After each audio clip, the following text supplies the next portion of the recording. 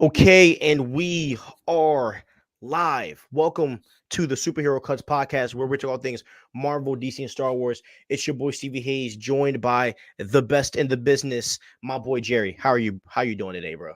I'm great, bro. Always happy to be here. How you doing? Bro, episode number I think 63. Damn, Man, it's crazy. getting up there. Hell yeah. Imagine, remember when we were on like episode like 10? Yeah. Episode Yeah. 63. Man, Yeah. it's insane, bro. Yeah, dude, I just say I love potting with you, bro. This is my highlight of the week.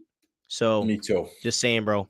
Shout out to all of our listeners and fans. Just want to say, man, that Blade movie is doing numbers right now. 1,000 views in 12 hours.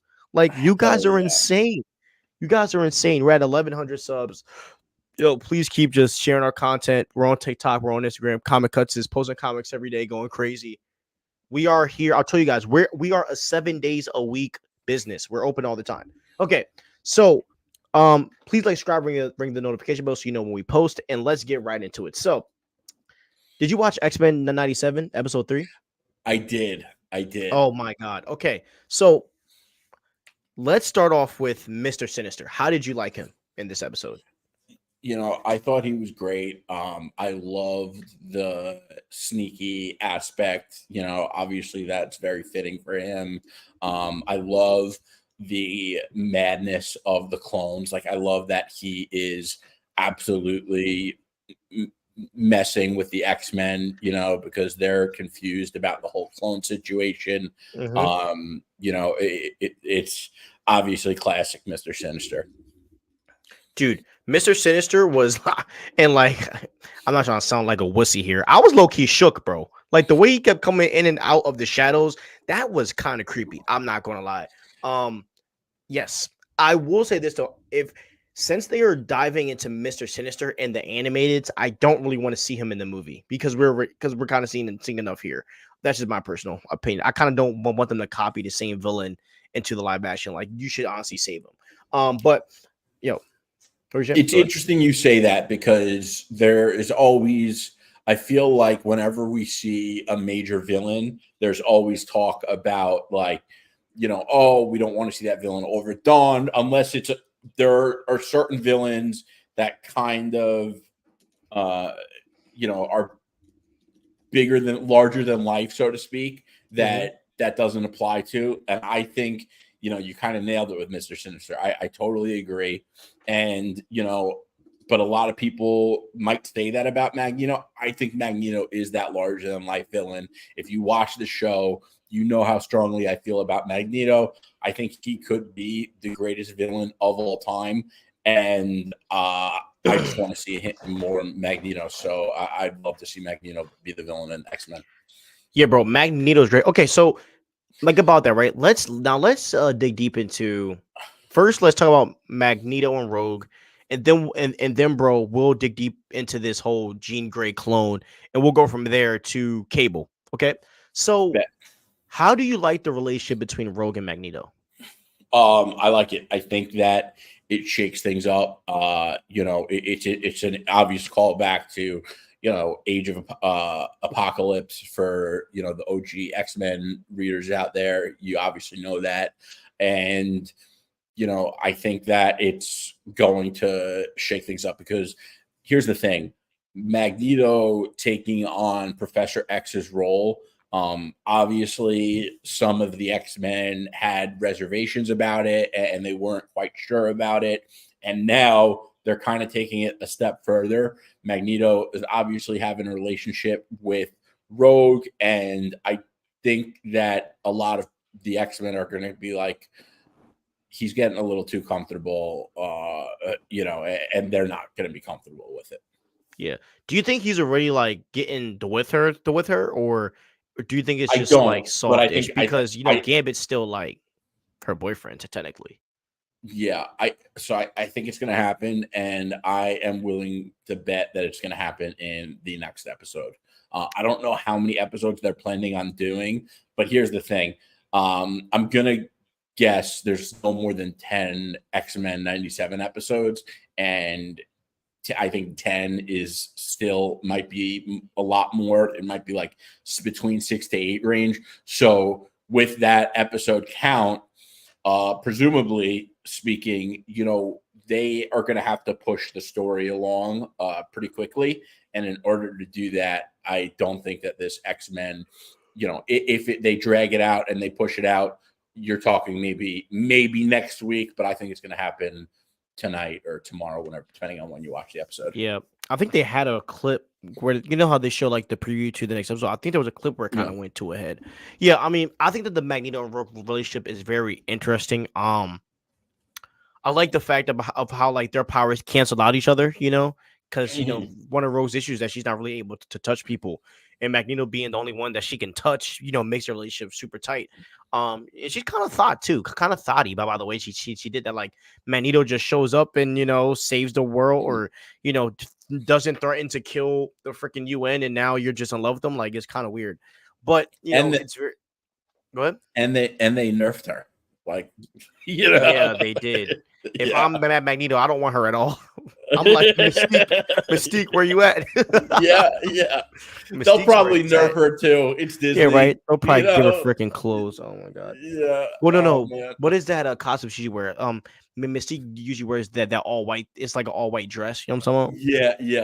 Yeah. Mystique was fire back in the day, man. Even in the live action. Anyways, but Jennifer Lawrence. Oh yeah, slept on. Yeah. But yeah, bro, I think that it's very interesting how they're diving deep into this Rogan and Magneto relationship. And it's funny how the team is kind of like not even paying it any mind that they're like darn near hooking up at this point and no one cares. So I hope that Gambit flips out. And even the fact that Gambit's cool with it, like, it's so weird to me. So weird. Because when that Jean Grey clone went crazy, like Rogue just comes out and says, "Baby, I'm sorry." He's like, "It's fine." It's like, what? Like, yo, what was you doing with a dude? You know what I mean? That's how I would feel. But yeah, bro. Yeah, it was wild. If Gambit is cool with it and he lets that slide, then I would say they nerfed Gambit too. Heck yeah, because Gambit's a savage, bro. Gambit is a freaking savage. So yeah, I'm really interested to see what they're gonna do next with Gambit. Okay, now let's talk about this. I also got to say, and like I know they didn't need to go with the crop top on Gambit like that. I don't even remember the crop top. Yeah, I think it might have been in the first episode when they were in the kitchen in the beginning, but. And I know people are going to say it's 90s, it's rock, and there might punk be rocker thing. Yeah, but like in 2024, that was a choice. Bro doesn't like the punk rocker look. He doesn't like that or fruit. He doesn't like that or fruit. Yeah, or cosplay. Cosplay. Dude, bro, I sent my wife your freaking cosplay tweet, bro. We were dying. I was like, babe, every time I was like, babe, Jerry has someone that he doesn't like, it every time they post a cosplay, he posted that. So every time he posts that, just know he saw some cosplay he didn't like. I think I'm gonna call him out directly. His cosplay, it's so bad. It's the Batman one, bad. Right? Yeah, I mean, this guy's got like, the forehead is so big. It's like, and the other one, it's like the foam. It's like it's too long. It's too long.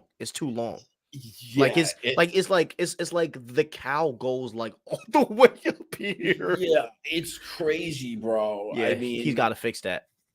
Yeah, and I feel like he's the kind of guy that would wear it to the movies. And I hate when someone wears like a big hat or they have big hair or whatever. It's like, if you're choosing to style yourself or wear something stupid and you're sitting in front of me and now I can't see a concert or a movie because your stupid cowboy hat or like your stupid Batman costume, like I am going to be pissed and I'm going to say something to you. I do say something because, talking about crop top being a choice. Well, wearing a stupid Batman costume to the movie theater was a choice too.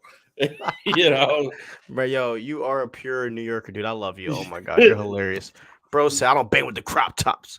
So so all right, so now let's talk about the Jean Grey and the freaking and her clone thing. So obviously in the comics, like it's kind of wild Yo, Brendan, you can't. Yo, thank you. Please delete that, bro. Yeah. Jeez, you trying to get us flagged out here? Bro, My this kid is goodness. always like on the fence with these comments. He's my boy, but he's my boy, and Okay. I'm like, bro, like, come on, bro, Yeah, well, tell him he's relax. gonna have to Yeah, behave because I'll Brendan, hit that calm send button yourself quick. down, bro. My goodness. Yeah. But so what was I about to say? Okay, yeah. So with Jean Grey in the comics, right? Cyclops finds out about obviously about the real Jean Grey, and her name's Margaret, right? Or is it Margaret or Mary? I forget. What is the Uh, I forget the name of the clone. What is it? I don't remember the name of the clone specifically. Can you Google it real quick, bro? I think it's Yeah. Margaret or Margot, not Margot. Start with an M. I think it is Margaret. No, it's Madeline Pryor. How can I forget? Madeline. Yeah, Who's a Madeline. she's been pretty big in some recent Spider-Man comics too. Really? Yeah. Interesting enough, I'm pretty sure they Interesting. had something to do with Ben Riley.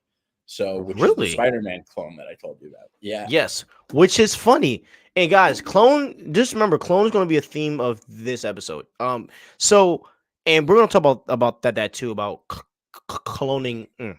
About cloning in the MCU. So we obviously found out that what was her name again? Her Madeline name Pryor. just left my mind. Madeline. Yeah. So we found out that Madeline is a clone, and basically in the comics, Scott finds out and he just dips on her. Like he's out. Like Yeah. out. Yeah. And obviously there was a better way of doing it in this show. Shout out to X-Men of not making Yeah. Cyclops a deadbeat dad, you can't make you can't make God's righteous man a deadbeat dad, So I'm happy that they fixed that. But I do want to say this, man. I am in love with Madeline, bro. I like her way more than Jean Grey. And not saying that Jean Grey is a better character because she is, but I feel like Madeline was just very edgier in the show and she was literally like beating the crap out of Cyclops. I mean, she cooked everyone, and the fact that technically Jean Grey is way more powerful than her. This is a testament to Jean Grey's power level, bro, because I think she only had like 10% of Jean's power, and she's cooking everyone like that. I mean, bro, she's super powerful. And seeing the old Jean Grey back in action, and it was just pretty exciting. But then it led to the coolest part, which is Bishop taking Cable and going to the future, which obviously makes sense because and I wonder if they're doing another show with like the origin of Cable. How do you what do you think they're like? Do you think we're going to see Cable come back in the season, or do you think this can make it like a spinoff show about Cable on another X-Men team, or do you think it's just going to stop there? I think if they're going to bring Cable in and if they're going to do his origin, I think it would be a little much. Cable is one of those characters that to make him make sense, it kind of alters the plot just because of his whole from the future time travel thing. And I feel like, in most of the comics that I've read with Cable, they like the stories take at least a 1 or 2 issue, especially speaking of, we were just talking about the Avengers X-Men in like the prologue leading up to that story. There were like 2 issues of just Cable's backstory within the crossover story. And I just think that they already have a lot on their plate with Magneto taking Professor X's role within the X-Men team as the captain. They have Mr. Sinister and the Clone. They have Jean Grey. Now they have Madeline Pryor. I just think there's a lot going on. And listen, if they could do it and pull it off, like this seems like one of those teams that can. But we also have seen, we've seen it play out time and time again in our beloved genre where they bite off more than they can chew. And obviously the 2 biggest examples, Spider-Man 3 and The Amazing Spider-Man 2. And X-Men 97 is going great so far. And I really hope that listen, I'm all for taking risks, but having that much going on seems to be a lot and an unnecessary risk. And it doesn't seem like a risk. Some things are just stupid moves, and that to me would be a stupid move. Yeah. It seems like they're taking Invincible strategy and what they do, bro. So what Invincible does, right, is like instead of them doing spin-off shows, they put the spin-offs in the episode, but it all adds together in the end, if that makes sense. Yeah, so and that sounds like it would work and be cool. And and that's maybe they could do something like that with Cable, and they could do like a 2 or 3 minute dedicated duration of Cable and how it came into this universe or whatever. Listen, Cable is one of the coolest X-Men. I'd be happy to see him. I just worry that I don't want to see too much of a detour for him, and that's the problem with Cable. I really need you to check out Invincible, bro. It's your jam. It's like, I know you would love it. So, it's funny you say that, because when we first started talking, you told me to check out Invincible, and I did, and I liked it, but I didn't think it was like as amazing as you had made it out to be. Yeah. And I never went back. I think I'm like 4 episodes into the first season or something like that. And I never went back since. But I'll check it out. I'm very obsessed with the Viltrumites, because the Viltrumites to me is like Krypton if it never got destroyed and Zod took over. That's kind of how I see them. And so it's very like, and then Invincible is like a Spider-Man and a Clark Kent mixed into one character. And so I really like enjoy. I really enjoy it. And because like they're so freaking violent, and like Invincible's not afraid to kill off their characters, like it makes me stressed, if that makes sense. Yeah. No, that seems cool. I mean, listen, people really seem to love Invincible, and you're not the first person that at that point that had told me like, oh, I love that show, it's amazing, etc. By the way, speaking of that, like, the CW did a show called Krypton, and it was like, I tried it, I couldn't get into it. I didn't like it either. But it's too based. I don't know, too Dooney. It came off as like Dune-ish for me. I wasn't a fan. It's funny because I watched it way before Dune came out, but it just seemed really cheap. Yeah, I agree. CW had some, like, CW produced the greatest superhero show of all time in The Arrow, which that movie to me is like that season 1. I don't think there will be any other season 1 that will really top that. Yeah. Arrow season 1 is like goated. Yo. Like, yo. Yeah. Like, hey, yo. Yeah. Like, Oliver Queen was like, and this is the sad thing, that kids will never get to experience what we had with season 1 of Arrow and season 1 of The Flash, bro.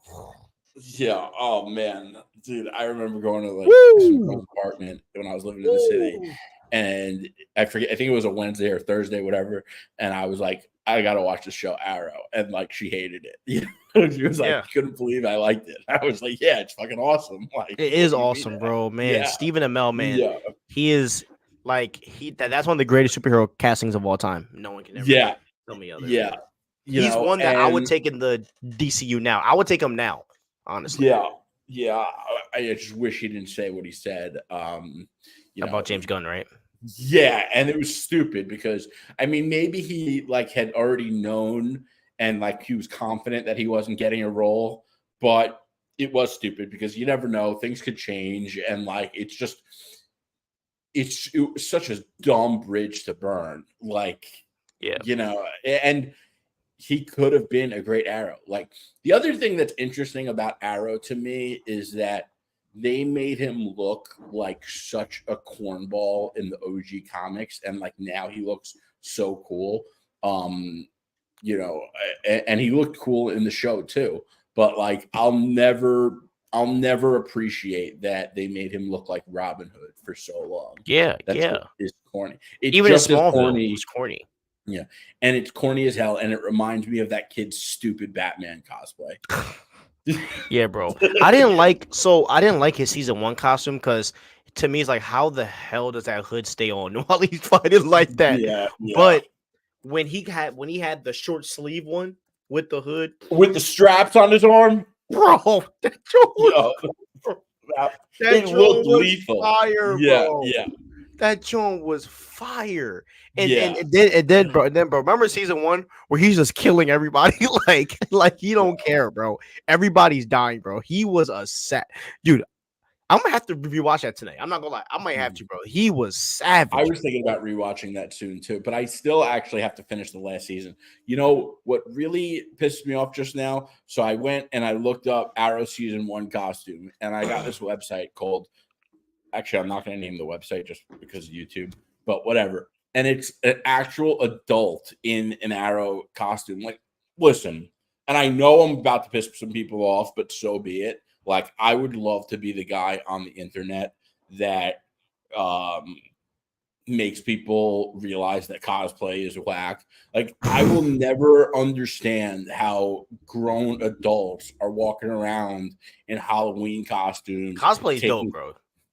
Nah, it is not, bro. It's It dope. is not. It's dope. Yeah, bro. It's dope bro. if you're like 8 years old and you're going trick or treating. Nah, bro. Nah. You go to Comic-Con, everybody dressed up as Jedi, bro. Bro, I wear costumes sometimes, you know, like I used to wear Going to costumes a at Comic-Con. convention is like one thing. Like, fine.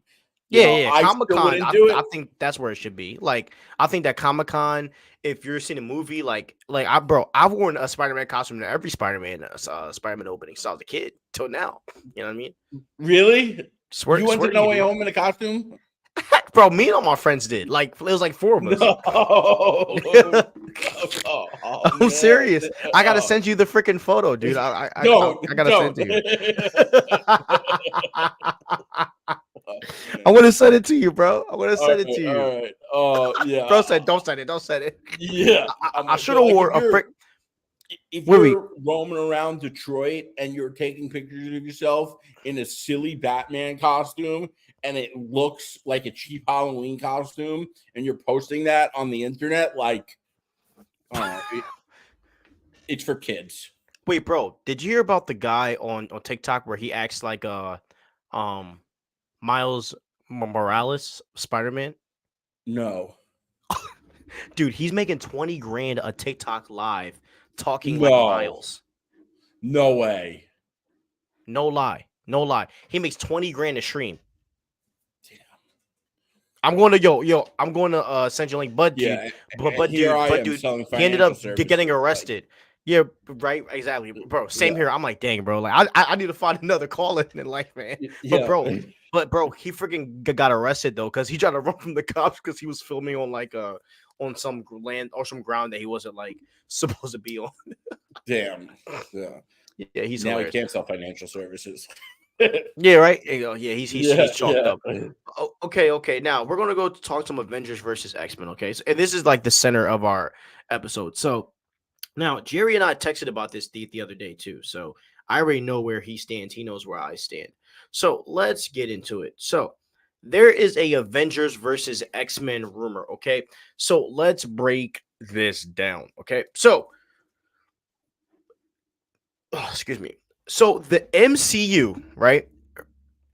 Obviously, you guys hate the Marvels as much as people hate it. I do think that the ending put the MCU in a great position. Shout out to Monica Rambeau. So the MCU Earth could possibly be colliding with the 617 universe. Okay, now that is where Defender Strange was, where we saw in the beginning of the Multiverse of Madness when we saw that version of Doctor Strange die. So that is one Earth that our Earth could be possibly colliding with. The second possibility of an incursion is the 838 universe. That is where we saw the Illuminati. Okay, and Doctor Strange. The rumor is that we could be colliding with that Earth. Okay, now the Earth that Monica is on is most likely going to be the one. It's most likely going to be the Earth that our MCU timeline is going to collide with, and where we are going to see a incursion. The question though is this: is the Earth Monica is on at this moment, is this the Fox X-Men universe? And will Deadpool 3 show us that? Because I mean, there have been rumors that Monica Rambeau is going to be in Deadpool 3 after getting tested on, and she's trying to figure out what the heck is going on. And so the question and kind of, I guess, theory that I have is that this makes me very excited. Did you know why, bro? Because I think it would be hilarious. And I think this would be the perfect way to introduce Kang the Conqueror. Because if you recast Kang the Conqueror, I could see a situation where Kang is playing both sides. What if whatever Earth is colliding with our MCU Earth? What if Kang is somehow pulling strings to put them against each other? And so we can see a situation where we have the X-Men of whatever this Earth is, or whoever the powerful group is, go against maybe the Avengers and the Fantastic Four, or whoever we have on our Avengers lineup. Would you be interested in kind of seeing a situation where two Earths are colliding via a incursion, and then we see two teams like collide and battle, and it is all because Kang has been kind of playing both sides, trying to get them both like riled up? Yes and no, because there's some aspects of what you're talking about that I like, and there's some that I don't. Okay. Let's put it all into focus here. So, number one, Avengers versus X-Men is a very different story than what you're talking about. And while I don't believe that, you know, movie adaptations need to be direct adaptations, I'm also not in favor of entirely shifting the story while using the title. I think it misleads fans. I think it misled a lot of fans in Secret Invasion. I think they should call it something else. And, you know, I think that if they did that with Secret Invasion, a lot of fans wouldn't have been as upset. Number one. Number two, I don't like the idea of the Fox X-Men because they are going to be limited in what they could do based on what has happened preceding the current timeline in the MCU. Start fresh, make everyone's lives much easier, and if the creatives' lives are easier, I believe that it will be easier for them to make a quality movie, you know, and we want them to have an easier time making a good movie rather than be limited and it be difficult, because the harder it is, the worse the movie's going to be, right? You know, but I like the idea of Kang pulling the strings. I like the idea of, you know, opposing sides based on which world they're on the incursion. And, you know, just so everyone understands, it's spoiler if you want to read Avengers versus X-Men. The story about Avengers versus X-Men is about the Dark Phoenix power coming to Earth. And in the very beginning of it, the X-Men and the Avengers are fighting over who should, you know, be in control of that power. It ends up, I forget exactly how, but it ends up possessing Cyclops, and Cyclops goes savage mode. And they fight over it. And then I think it was supposed to go to, I think it was Hope Summers, if I have it correctly. That was supposed to be the potential host that they agreed on or something, which is a very different story. And I also don't think that story makes sense for the MCU either, you know, but I like the idea of Kang pulling the strings. But I don't think they should go the route of the mutants until after Secret Wars. I think that, you know, Secret Wars, you know, let's not forget, we have a lot of major characters coming. We have the Fantastic Four. We have Daredevil. We still have Spider-Man. We have Sam Wilson, Captain America coming.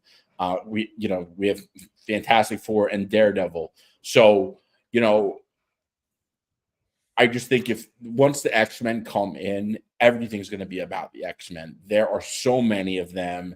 They steal the spotlight. And, you know, I think after Secret Wars, like, the X-Men it's going to be their time. And I think it's the perfect time for it. Like, because after Secret Wars, everything's going to change. And you could bring in the X-Men. That's all. The Secret Wars end. It's the perfect time to bring Miles Morales in. And I think that people are so desperate to see the X-Men because they're kind of, in the forefront again with X-Men 97. Everyone's having a good time watching it. I get it. I love it too. I love the X-Men. But, like, I also think that there's a lot of people that are not enjoying this phase of Marvel. So it's easy for them to say, well, screw this. Let's just bring the X-Men in. I still think that the multiversal saga is going to end on a good note. I still have faith in the multiversal saga. And maybe that's also why I'm able to say, let's hold off on the X-Men until after Secret Wars. How do you feel about that and having faith in the multiversal saga? Do you think that the multiversal saga is going to end on a high note without the X-Men? No, not without the X-Men. Really?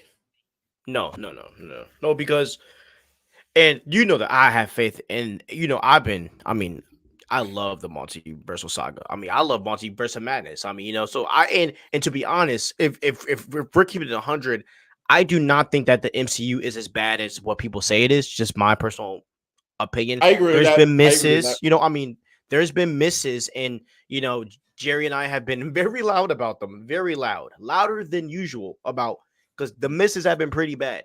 But like, come on, like a lot of people have been kind of exaggerating, saying it's the end of the MCU. I'm like, dude, come on, dog. And it was a lot of the misses that had to do with the misses. See what I did there? Exactly. Oh, double entendre. Yeah. You're hilarious, bro. You cracked me up. Yeah. Oh my god. Oh, but yeah. So I believe it. I just disagree with you where you want to take out the X-Men. I don't think this works. I don't want to take out the X-Men. I don't want to bring in the X-Men. Bring them in yet. But after Secret Wars. But where I'm at, bro, is that they've already dug the hole with nostalgia. So now that it's here, you have to ride it out, and that's just kind of how I feel. I believe that they're going to bring in the X-Men, because if you show the mutants in Doctor Strange in the Multiverse of Madness, and then you show them again at the end of the Marvel, something is building up. And I'm not sure if that's like the X-Men versus the Avengers, which I think would be awesome. And I think you can make that story work without having to use, like, Cap. I think you could do a I think you could Steve do Rogers Cap I'm talking about, by the way, because that was he was the big character in exactly. And so I think you can do an X-Men versus Avengers story when we're talking multiverse, because it's going to be more characters included than just the X-Men. Like, I can see the X-Men and whoever and whatever other heroes they have of their Earth going at it with the Avengers that we have, and the Fantastic Four, and the Eternals, or Blade, or whoever they want. You know what I mean? Like, I can see two separate teams like that going down, and I think that would be something special, where they're battling each other, and Kang is dying laughing, like, oh, I got you, know. And then they come together. I could totally see that happening. While I do believe that there's a reason that we saw Beast in the post-credit scene of the Marvels, I don't think that they're going to Avengers versus X-Men, and because they already announced they're doing Kang Dynasty, titled to be determined at this point, and then Secret Wars. So I don't think that unless they call a complete audible on Avengers 5 and call it Avengers X-Men. And I just think that would be crazy to do Avengers versus X-Men into Secret Wars. The Kang Dynasty story makes more sense in that chronological order. But you can make both stories coincide, because it can be brand. I mean, because look, and obviously, we use these titles to draw in fans and stuff like that, just to get the juices flowing in your minds. But like, you can still have the X-Men element and the Avengers element and other heroes, and you can tie in Kang the Conqueror to be the guy that kind of started it. You know what I mean? Like, you don't have to, like, you can still have that story with the multiverse and with Kang the Conqueror. And I think it will make Kang's Dynasty even more fire if he put two of the greatest superhero groups of all time against each other. Yeah. The interesting thing about Kang Dynasty is that he basically comes to Earth and he's like, I'm taking over this bitch, you know. And he does. He's a savage, and man. yeah. So, you know, it would be interesting if he had a hand in getting the Dark Phoenix come to Earth.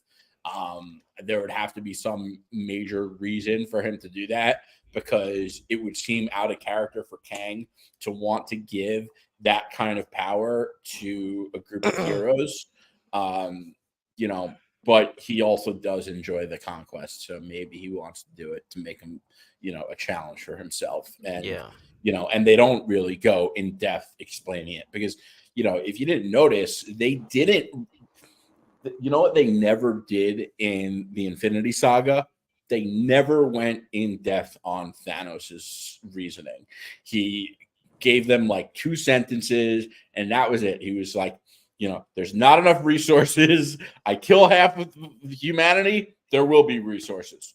It was simple, you know. Yeah. I mean, he did have multiple combos about it, though. But he said the same thing over and over again. Like, it wasn't, you know, it wasn't some like intricate reason. It was very, the reasoning was shallow, and he didn't go intricate or in depth on the reasoning. And fans thought it was deep too. Sorry? I said, and fans thought that was deep too. Yeah, I did it. I was like, you know, and by the way, that works. And I understand that, you know, they want to sell this movie to a larger audience and not, you know, like, let's call it what it is. It's easier to sell simplicity than it is to sell complicated, intricate stuff. And there's a reason that, you know, more people watch movies than they do read the, you know, comics and things like that. People like some, and there's nothing wrong with that. I agree. So I think you and I think we're getting somewhere. Yeah. And, you know, if this is true and more rumors come out, we will address it even more, and, you know, we'll get deep into there. And real quick, by the way, the other interesting piece here is so when Kevin Feige got up on that stage and went through the MCU slate and announced all the movies with the obvious Kang Dynasty, Avengers Kang Dynasty, and Avengers Secret Wars, they did announce some undisclosed movies. They did say there are a couple movies in here, and I'm pretty sure they were on the screen too, and they were untitled, like undisclosed. So they are making movies as we speak, and we have no idea anything or no clue on what these movies are. So yeah, it's very possible that some of these movies are mutant X-Men movies. Yeah. They just didn't want to say nothing. Yeah. Very possible, bro. Very, very possible. So yeah, man, dude, I can't wait till we get some announcements. Hopefully this year, man, they could talk about some mutant stuff. I'll be pretty excited about that if we get to hear some stuff here. But I heard that Disney is doing, I forget what it's called. They're doing something this year, but I am expecting, I think it's next month or this month. I'm expecting for them to unveil the Fantastic Four costumes. I am really hyped about the Fantastic Four, bro. I'm really excited about that Four. Yeah. I know you want to get your sewing machine out and make your costume. Yeah, bro. Nah, bro. I like that. I like those Fantastic Four sweaters they were rocking in the freaking painting. I would rock that. See, like that is cool. They like to wear a sweater with like jeans and like call it a day. But and like the F4, yeah, that's hard. Yeah, to put a mask and a cape on, and like also if you're going like this kid obviously made these costumes, because if you saw them, let me tell you, no one would buy them. They're so bad. Oh yeah, dude.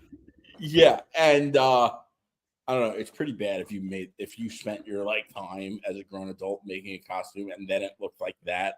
Oh, it is so bad. If you DM me, I'll send you a picture of the costume. I just don't want to post it and blast them on here. But DM me, I promise you, I'll send it to you.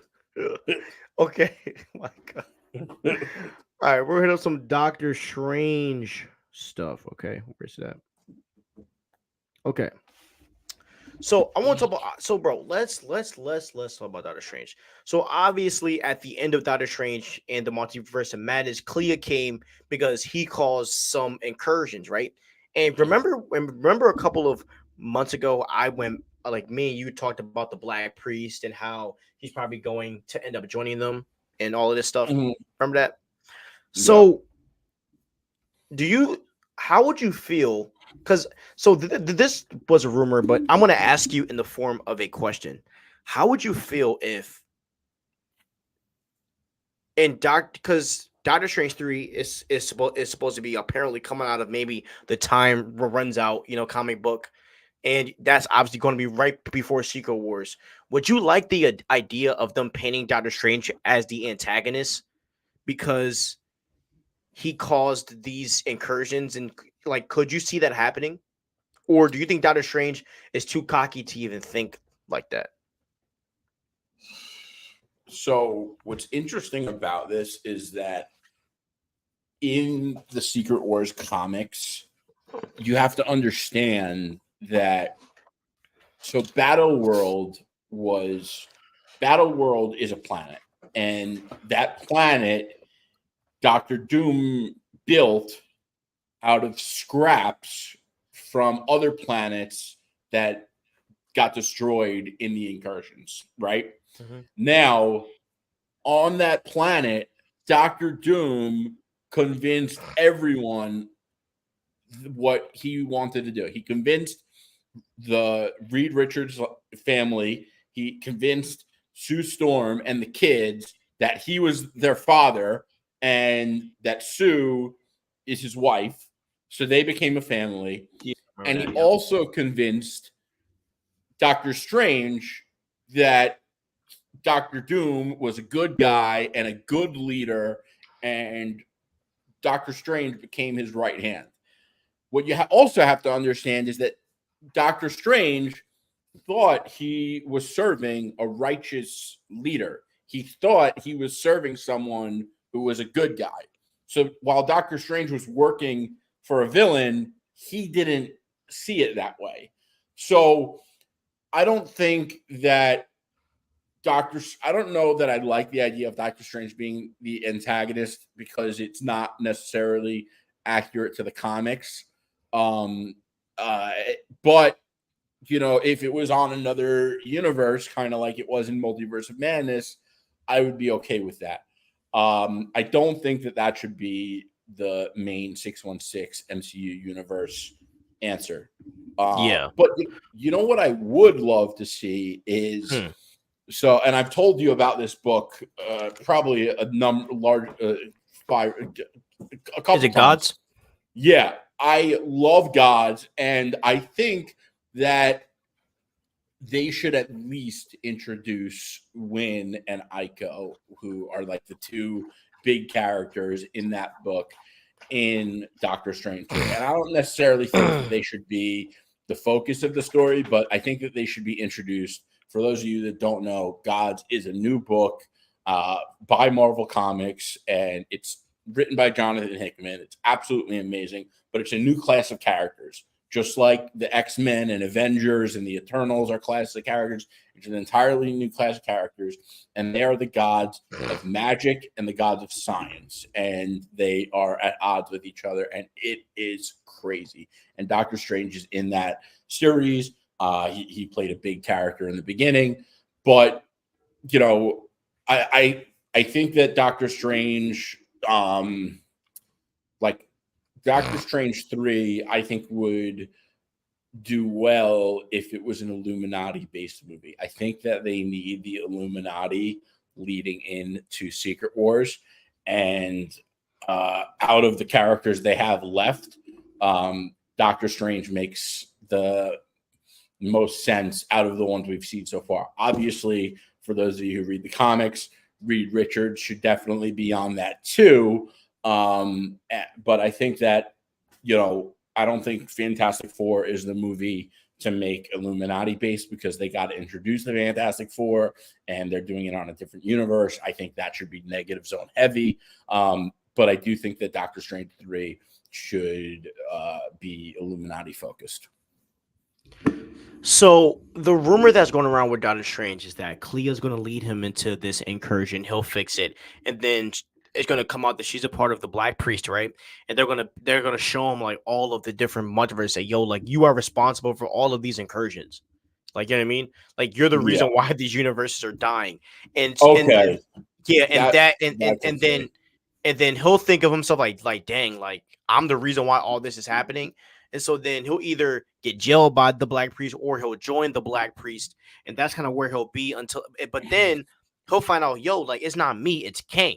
Like Kang is the reason why all this stuff is happening, you know. And then he'll come in Secret Wars of like, oh, I figured out that it's Kang, and then everybody's like, duh, genius, he's beat the crap out Yeah. of us. Right. That's actually fire. That would be You awesome. know, I just hope that we get the Illuminati at some point. Like, and it feels like we're getting a little close to the next Avengers movies without seeing the Illuminati. I would like the Illuminati with Doctor Doom and Magneto added. So I don't know that I don't think they ever had like a villain like that on it. I think they've They had were. anti-heroes. No. Really? Doctor Doom and Doctor Doom and Magneto were in the Illuminati, which is wild to even think about, right? Yeah. But they were. Doctor Doom and Magneto were at a point. I only know this because I reported a news segment on our TikTok about it, and so I read a whole comic about it. And I was like, oh, very interesting. So I don't think that's accurate because I just looked it up and I'm reading it right now. No, neither Doctor Doom nor Magneto were members of the Illuminati Hold in the on. comics. Hold on, I'm about to send you this. Hold on. Illuminati. Because it was in another reality. Hold on. I Send you think it what I was. just read, I which think it mine was. came from ChatGPT. Well, no, because it was on Earth 9. Oh yeah. Because it was on Earth 976, and the hold on. I'm about to send you this. It's on Marvel's website. Hold on. Okay. It's on marvel.fandom.com, and basically on Earth 976, Oh. the members were Iron Man, Mr. Fantastic, Black Bolt, Doctor Doom, and Magneto. And it says in this reality, Doctor Doom and Magneto became members of the Illuminati after Reed convinced Tony Stark that if the Illuminati had the greater interest of the planet in mind, they should include individuals who could protect it the best. With the help of their new members, the Illuminati eventually managed to achieve their goal of peace. Bro, if they put that into the MCU, that would be insane. Imagine Yeah. Magneto and freaking Doctor Doom in a room with Mr. Fantastic and Iron Man. What? And that would be crazy. Crazy. Now I have to read this book. It's insane, bro. Jonathan Hickman too. Mm-hmm. Yeah, bro. That would be like now that is something that you want to pull from. You know what I mean? Now, like that's a story that you want to put in the MCU. Like I what? just don't think that the main universe in the MCU should have that, but an alternate universe. Okay. You think? I think the Illuminati's got to be good guys, and like they could push it a little bit, like with Namor, or like fine, which. By the way, if you're watching this and you don't read comics, Namor isn't always a bad guy. That's the thing about Namor. He's one of those, like, I guess, like kind of like Magneto in a way. So maybe you have a point there. And like, to be honest, bro, like it isn't like we're going to see them in all of the meetings, right? But you can brand it to where when it gets bad enough, we need all the power that we can get, Right, then they just type thing. And like, what if like Iron Man and Mr. Fantastic know, but no one else on the council knows that that Magneto and Doctor Doom will be summoned upon emergency, and Doctor Doom and Magneto are reasonable enough people to like agree to that. Like, hey, if things ever really went south, like we gotta just unite and fix it. Which, bro, I'm telling you, bro, reading comics, bro, has really made me respect Magneto and Doctor Doom so much more because Yeah. as much as they're clean cut villains, and this is why I think Marvel has better villains than DC, and this might be a really big take, but I think that the villains of Marvel are way more reasonable than DC's because like because like because like the core villains, right? Like when I and I'm not talking about like Green Goblin. I'm like talking about more characters that have base so like a Thanos, Doctor Doom, um, Mag Magneto, people like them, bro. They are some of the most intricate characters, and it's rare to find a I would character count that Goblin as an interesting intricate that's a character villain. like that too, though. I agree with you. I think Marvel kills it with their villains, but Green Goblin's a very intricate character too. You know, he's so involved in the community and Peter's life with his company, and he's always got something going on. But he's obviously not on the level of like Doctor Doom and Magneto. Yeah, because like you usually don't get that kind of introspection on a villain, you know? Like it's usually the heroes that get such a big deep dive. But like I've read comics, bro, and I hate you because now I'm reading comics again a lot.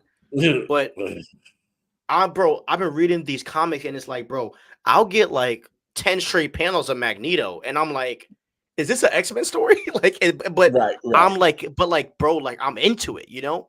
And so Yeah, it's very interesting that like Magneto and Doctor Doom and even Kang now are those type of characters to where you're reading them and you'll just be stuck in like a 20 panel scene of just them and you're loving it, you know? Like it's rare to right. find You can't put it villains down. that interesting.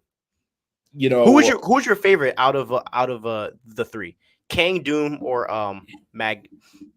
Magneto? it's really tough. But I would probably go Magneto. And then I would probably go Kang, and then I would probably go Doom. Um, but it's really tough, you know, because the thing is like they all bring something entirely different, you know, like Kang. Kang, I think, resonates with me so much because he, in a way, is like his mentality is that of a ruthless entrepreneur. You know, he is all about figuring it out with grit and he's about the conquest and taking over. And I also love that he fights like it's just so crazy to see someone use time as a weapon. Uh, you know, and I also really obviously love Magneto, you know, because he always makes you question he blurs the line between hero and villain Yes. because he's always understandable. He always has a reason that's like, would I do anything different if I were in his shoes? And the thing about Doctor Doom is he is just like the master sorcerer who's the leader of a country, and you know his power is unmatched, and he's so manipulative and conniving, and like you know it's just there is no Doctor Doom is playing 4D chess and everyone else is playing checkers. Yeah. And what's weird is that the dude is as smart as Stark and Reed, which makes it even scarier. Like the dude's like a Yeah, freaking intellectual maniac. Like it's just, right. dude. Like, You know, and by the oh way, man. like you know, for what it's worth, there are some really cool villains on the DC side too, and Oh yeah.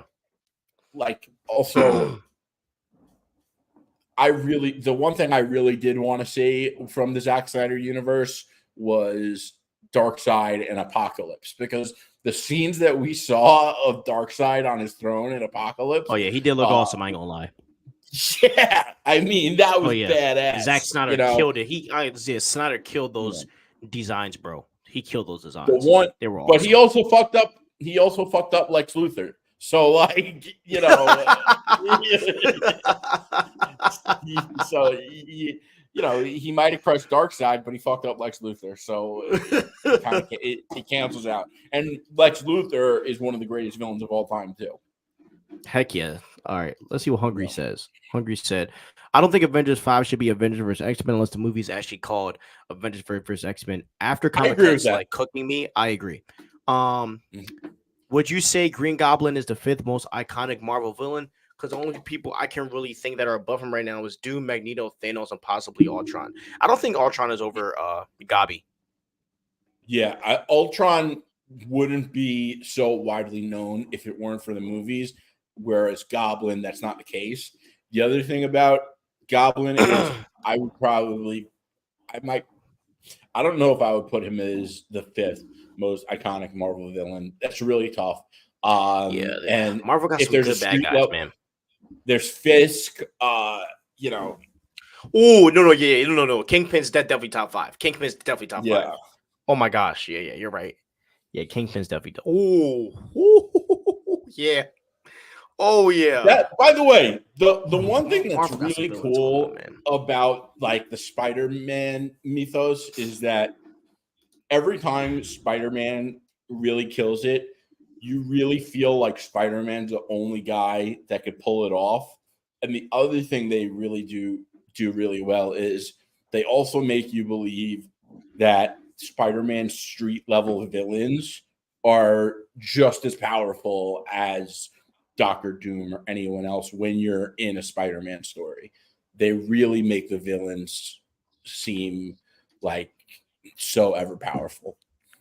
Exactly. And Spider-Man fans probably don't even know that Kingpin is so important to Spider-Man's mythos because of how Kingpin's been so inclined with Daredevil now. I feel like a lot of fans just see him as Daredevil's, like, main bad guy, which I'm totally You fine with. know, I think that their worlds cross over in such an Mhm. interesting way because sometimes when I want to read a Spider-Man comic and like I can't find something good that I'm into, I just go with Daredevil because they're like so similar. Their mythos are so similar. They're very different in terms of their powers, but their worlds are very similar. One is more like kid friendly, and the other one isn't. That's just the big difference. Oh yeah. Oh yeah. All right. Now I've been waiting to talk about this topic with you for all day. Oh my gosh. Oh my Okay. god. Okay. Are you ready, bro? Yeah.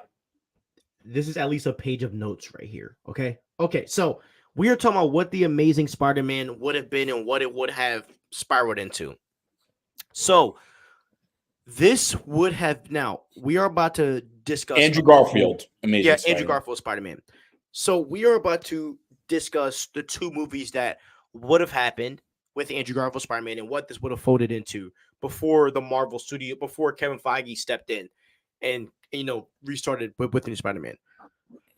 So there was going to be a part one and a part two. The part one was going to be called Spider-Man Sinister Six, and the part two would have been The Amazing Spider-Man 3.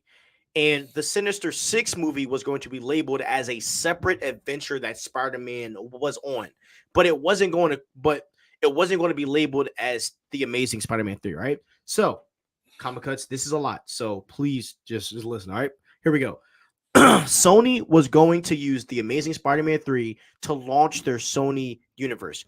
So it was going to be a Sinister Six led by Norman Osborn. Now, he was supposed to be dead in the Amazing Spider-Man universe, but not exactly, right? Because there was a part, and you probably know this already, that was cut from the film where there was going to be a post-credit scene where this scientist was like walking down, and we saw like the gear for the Sinister Six, and then there was this frozen head telling Norman to wake up, and the one thing that the deleted scene had, bro, was a symbiote in the freaking like glass that was bouncing around, which was yeah, right. And so what was going to happen is that is and so the Sinister Six was going to be a Peter Parker adventure where we were going to go to Savage Land with dinosaurs and time traveling portals, and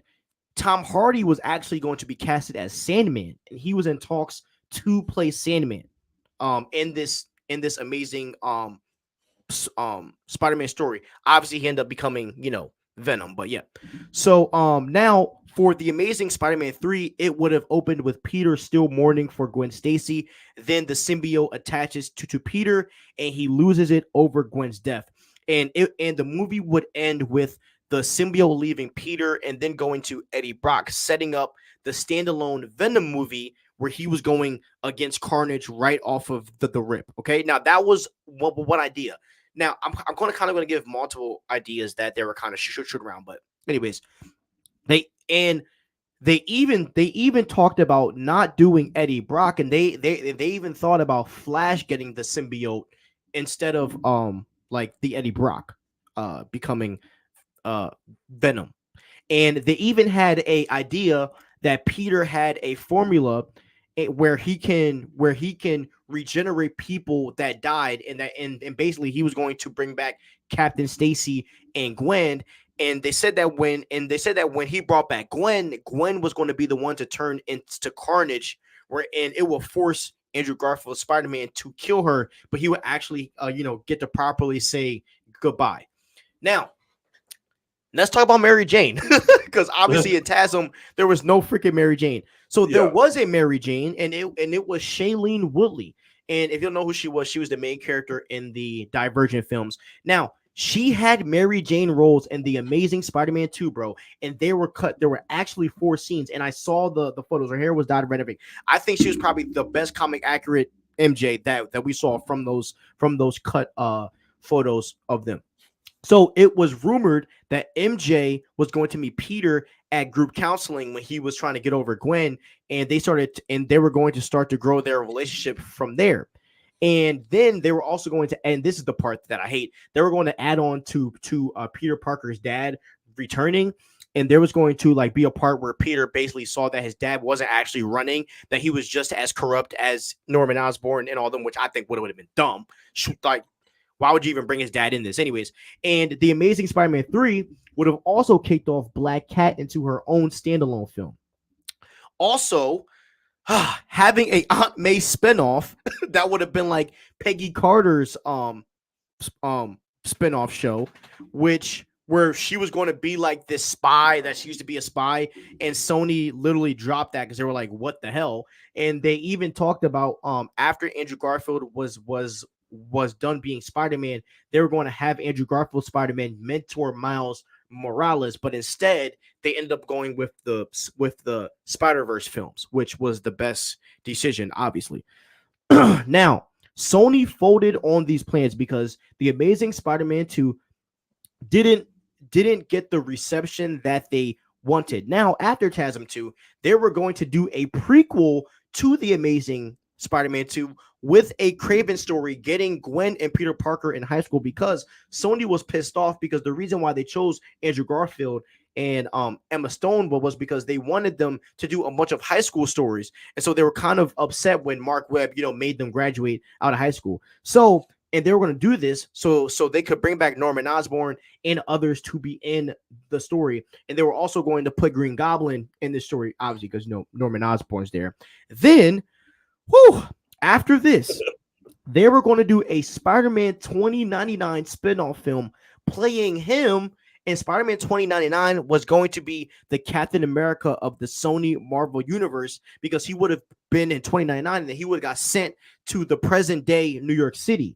And then we would have gotten the Venom film, and in the Venom movie, he would have lost to Andrew Garfield Spider-Man, and with those end credits setting up Carnage. Then we would have gotten the Black Cat movie where Black Cat and Spider-Man are going up against Kingpin, and these films would add to this Spider-Man, Black Cat, and Venom, and Spider-Man 2099 all fighting against Carnage and Kingpin. And Feige saw all these. And Feige said he did not like Garfield Spider-Man. He said that Andrew Garfield and the Amazing Spider-Man 2 was too emotional, and it downplayed how he reacted to Gwen's death. And Kevin Feige said he also felt like the lore with his dad also destroyed Peter Parker being a normal kid from Queens that gets his powers and becomes a random superhero. So, wow. First of all, I know it's a lot. I'm sorry, bro. I didn't mean to Number one, I will say, I think that what fans have been missing from Spider-Man in the MCU isn't necessarily that Spider-Man hasn't been grounded. I think more specifically, what fans have been missing is that we just want to see Spider-Man in his New York City mythos rather than these larger than life MCU spectacle events. Um, and I think that, the closest thing we had to that was Homecoming, and then it was followed up by Spider-Man in Europe, which, and he was barely in the Spider-Man suit. Oh, like that movie really pisses me off. And I like Homecoming and I like No Way Home, but like I never watch Far From Home ever. Anyway, it's a lot. And as good as a lot of it sounds like Kevin Feige did the right thing, because if they were considering bringing Andrew Parker, Peter's father, back into the mix, that just says that they were not going to be respectful to the lore. And if you're not going to be respectful to the lore of Spider-Man, you don't have any business making Spider-Man movies. Point blank. And it's funny because when you brought this up, I was thinking like maybe the answer is, they like Feige let Sony make Spider-Man movies and they make MCU Spider-Man movies, and you kill two birds with one stone. Fans get their New York City mythos Spider-Man movies, and we also get the MCU movies, and everyone gets to make their money, and the contract stays in a happy place. But, listen, a lot of that sounds really good. Like, I would love to see a Sinister Six movie. I don't like Peter meeting MJ at group therapy. Like, Spider-Man, that's not Spider-Man. I don't even know if that's MJ. And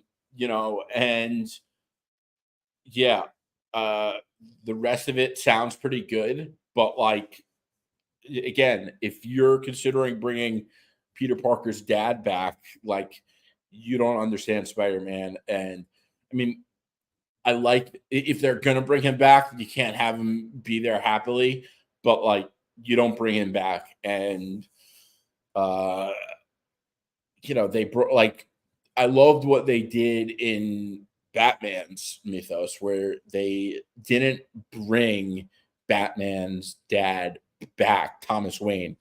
They made him Batman in a separate universe, and Flash got to bring a letter. That was it. You don't have them meet. But like, yeah, a lot of it's good.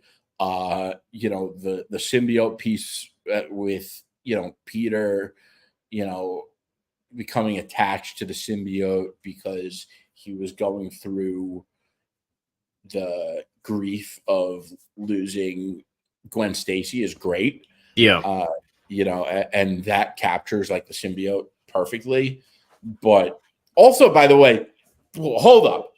Tom Hardy, Sandman, who in their right mind came up with that? That is such a bad idea and such a wasted actor.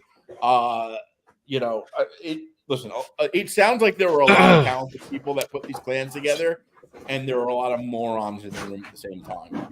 It's like, and Hungry Almighty said this. This is how I felt. One half I'm cool with, the other half is like, what the frick, bro? Like that's how I felt. Yeah. Because I like the idea of Black Cat and Spider-Man teaming up, Venom losing to Spider-Man, but it's not like a TASM 3 movie, it's a Venom movie. Because that's what me and you said that we wanted, like, originally. You know what I mean? Like, you can still make these movies, just have Spider-Man win, Right. I even like the idea of Spider-Man 2099 getting pushed to the modern day New York City. I like all that, but it seemed like they wanted, as I said before, they wanted to have their cake and eat it too. Like, why would you go back and do a prequel with them in high school? Like, you just shouldn't have killed off Norman Osborn in the beginning. Yeah, and I kind of still do like the idea of Sony making Spider-Man movies, while the MCU makes the larger than life stuff. But the problem is Kevin Feige, if Sony's going to say contractually, I had my fantasy and I was the decision maker on behalf of all parties. I still, if I were Kevin Feige and I'm allowing Sony to make the Spider-Man movies and they get to make the money on them while we at the MCU make our Spider-Man movies and we get the money on those, you can't then ask Kevin who's going to read the scripts and approve everything. Kevin Feige, not if he's not getting paid. And, someone has to be at the creative level who has the authority to say this could fly and this can't fly. And then that person's got to get paid too. And I'm sure they could probably work that out with someone. But hire Sam Raimi. Yeah, whoever came up with those plans. You should have hired James Gunn, to be honest. You know what, though? Thank God they didn't. Because thank God James Gunn is at the DCU. Agreed. Spider-Man mythos, big, but James Gunn's a bit bigger than that. Yeah, I agree. Jonathan Hickman or someone like that would be a great guy for that.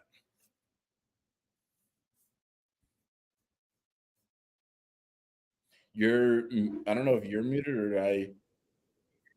Do you hear me? Yeah. Okay, perfect. My mic unhooked for a moment. Yeah, I think that, I agree with everything you're saying, bro. As I said, there were some really good things in here. I understand, but they would have killed Andrew Garfield, bro. That would have been mad movies he's doing. I'm not, and he would have been too old at that point. So I'm happy that they passed on him. And then the thing also said that Andrew Garfield pissed off a bunch of Sony executives too, because he blew them off on a bunch of events and stuff and started trashing the movie on TV. The whole 9 yards. I feel like he has always been cocky and unpleasant to work with. That's kind of the vibe that I've read on him throughout the years. Yeah. And it's because he's such a massive fan. Him and Henry Cavill are a lot alike. They Henry Cavill is such a massive fan of the things that he does that when he feels that they're not doing it right, he'll speak out. And that's why I think they hate him. And that's why I think they hate him at WB so much because of that as well. Because he loves Superman so much that they hate him because he spoke out against it so much, Yeah, but I think Cavill was actually right. For sure. I think most Superman fans who are honest with themselves know that they didn't do Superman right. I agree. Can you bring my water jug too? I meant to shoot you a text on that. Thank you, babe. That's somewhere out there. But yeah, bro, I want. Sorry, bro. I'm so thirsty right now. I love my freaking water. But yeah, bro, I really love that idea that you freaking said though about the idea of doing the or I like that you like the Spider-Man 2099 thing because I love that idea. And to be honest, if I'm Sony, I'm just doing other Spider-Man characters that aren't Peter. Bro, I'm telling you, man. With this Miles Morales thing, man, they could really go all in and do the live action Miles Morales, and they could go all the way with it. Just let the guy that did the Spider-Verse stuff, let him be the writer for it. Let him, let him write for all of those. Okay, let them write for all of those Spider-Man films, and you just rock out. I think that the MCU Miles Morales is going to come in Secret Wars. Oh, so you think it'll be MCU? Yeah. And I think I said it on the show. Number one, that's what happens in the comics. Number two, I think they want to bring Miles Morales in. How could they not? He's one of the most popular characters of all time.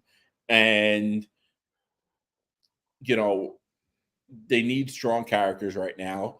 And I think that they should literally bring over, the same Miles Morales from the Spider-Verse movies, and they could even show it on screen, have him literally crossing from universe to universe, and as he's coming through like the universe, like say this is the barrier of the universe, you Yeah. could see half his body, like his head poking out, and it's a real person's head.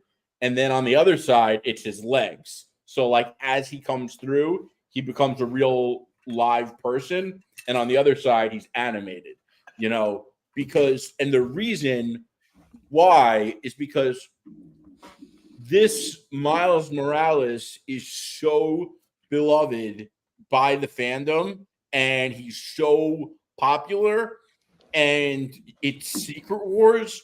You could easily do that and pull him from the Spider-Verse universe. And I just think that you are like, you got to capitalize on it. And it's literally on a silver platter. And it's so rare that the stars are aligned so well for such a massive opportunity that if they don't take it, they are crazy. Because listen, I thought of this. I am not a creative in this sense. Like, I don't write movies. I don't write comic books. I consume them. I love them, but I'm not a writer. And if I thought of this, there's no shot in hell that the powers that be at Marvel haven't. 100%. 100%. All right, let's see what Hungry Almighty said. This may be a hot take, but Feige should have just did to Andrew what they did to Charlie Cox Daredevil, where they soft reboot with Andrew Garfield into the universe. The only rebuttal I have to that is Kevin Feige wanted a Spider-Man that kids could grow up with, and you see by the box office why that is so successful now. Having an older Spider-Man would have been cool, but the Tony Stark and Spider-Man camaraderie kind of gave Spider-Man a new path to go on, and I think a lot of fans like that. You know what Sony also could do is they could do current Ultimate Spider-Man. So for those of you that don't know or haven't read the new Ultimate Spider-Man comics, so the new Ultimate Universe, basically the maker like held back everyone's superhero origin. So he made a world where there are newer superheroes. That ended up getting undone, and Spider-Man had a choice, and he's married to MJ, and he has kids, 2 kids. Uncle Ben is still alive, and he had the choice. Someone comes to him, I forget who, but it basically says, hey, you were supposed to be a superhero. Someone held this spider back, but the spider was supposed to bite you 20 years ago, and you were supposed to get spider powers and be a superhero. Do you want to? I suggest you do, because you should want to be who you are meant to be. And Spider-Man, takes the spider bite and he becomes Spider-Man. But he's like 20 years older than he was when he initially got bit. He's got a wife and kid. Uncle Ben is alive, and it is such a cool concept. It's been such an awesome series so far, and I would love to see it in live action. And this comic like sent shockwaves throughout the world of comics. So, the fandom loves to get hyped based on how comic fans get hyped. And I have no doubt that the hype for this movie would be off the charts. And it's an easy way to do your Elseworlds Marvel version, I also think that there's we're now living in a world where we're going to see the Batman universe alongside the DCU Batman. And I think that there is a place for that to happen with Spider-Man also. And I think it makes sense because they're so torn in this world of, the MCU where, they know the fans want grounded, and I'm going to stop calling it grounded. People want a Spider-Man mythos Spider-Man movie. And we haven't gotten that. And it seems like it might not be viable because it doesn't progress the story of the MCU to have a Spider-Man mythos Spider-Man movie. Well, there's the company that has the contracts to make Spider-Man movies isn't happy because they want to make more Spider-Man movies. So why don't you let them make the other Spider-Man movies and you could do the other ones? Yeah. I don't think Feige will be opposed to that. Sony just wants Tom Holland. That's the issue. They want Tom Holland, and he's like, no, he's mine. Yeah. The boy is mine. Right. No Diddy. No Diddy, man. No Diddy. All right, we gotta put that out there. Yeah. No, we don't bang with none of that out here. All right. By the way, he's cooked, bro. P Diddy's cooked. All right. Now let's You know what's interesting? Yeah, I guess go ahead. No, go ahead. No, I know you're from New York, so I want to just go ahead. So what's interesting is Diddy has a lot of friends, and they're all silent, And I think he even said, like, he was like, if you're with me, speak up. If you're not, stay quiet. No one is speaking up. And it's pretty crazy that he's like also out and about after his kids got arrested. And, he apparently has cameras all in his house, which even for a lot of celebrities, that's unusual. Usually people have cameras around the perimeter. And the plane, the day he was arrested, the jet went to somewhere, I think in the Bahamas. Antigua, where they don't have an extradition treaty. For those of you unfamiliar. And he wasn't on the plane. Well, that's what I'm going to get to. So the extradition treaty means if you are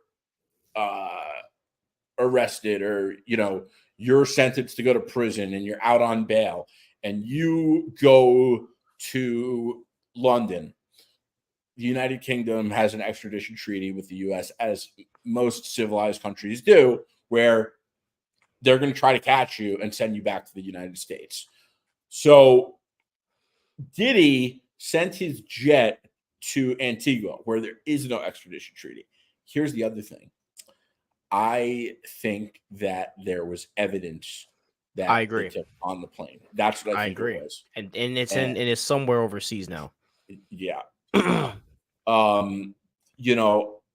think it's interesting though that a lot of people aren't talking. I also think like it's crazy to me that they arrested his kids. Like, I can't imagine the kids have anything to do with it.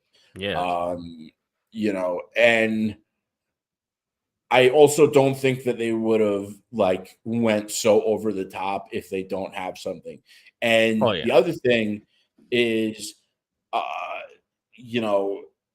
like, I don't necessarily think they're going to get him for the sex trafficking and all that illegal stuff. I think that's going to be very difficult to prove, but I think that they know he did something like that and they're going to get him for the smaller stuff that serves the criminal enterprise, just like they did with, most of the mafia, like racketeering, tax evasion, and Ricos things of that stuff like that.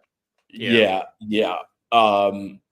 It's just so crazy that the guy that like not built hip hop, but he made rap like a major Universal commercial success. Yeah, like rap became Diddy made rap become mainstream.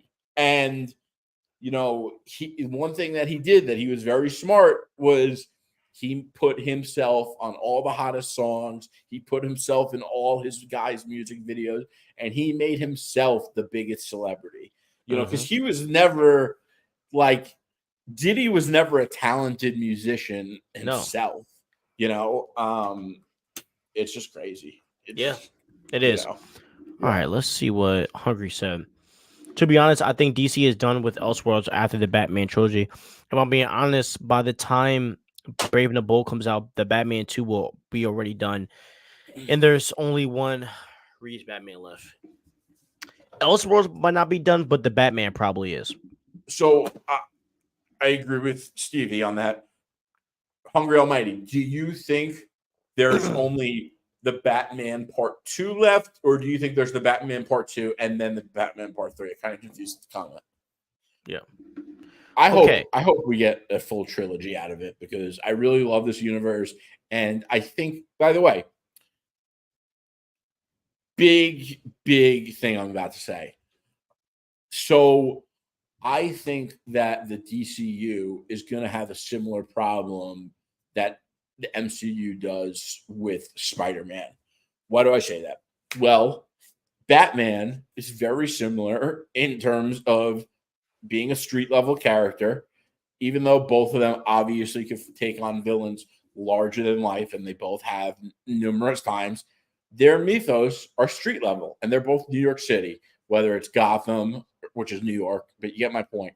And, I think that when, when The Brave and the Bold comes out, I don't think it's going to be a gritty, grounded in a city mythos the way the Batman movies are. Well, it's gonna be fantastical as hell. Especially because we know Damian Wayne is in it, and his father is, his mother is Talia al Ghul. But the other thing here is that the Batman, the Brave and the Bold is going to have to push the DCU story forward. And the DCU mainline story is obviously not going to be grounded. So I don't think fans will be as annoyed about it because we have the Batman, but I think the Brave and the Bold is going to be spectacle Batman, and I think they're going to run into the same issue that after some time people might want to see a grounded Batman, and I think the Batman is the Batman universe solves that problem and satisfies that craving from fans. And it's because of that I really hope that the Batman sees out its full trilogy, because it's going to be a really, really long time before we ever get a Batman movie like the Batman, where it's like detective and grounded and gritty. We might never see that again. So it's really special, and enjoy what we have of it, because it's going to be a long, long time before something like that ever comes around again. Yep. Hunger Mighty responded. Essentially, it goes like this: 2026, the Batman 2, 2028, Brave and the Bold, and then Brave and the Bold won't get a sequel until the Reeves trilogy is done with their third movie. Okay, so you do think the Batman's getting a third movie? I hope.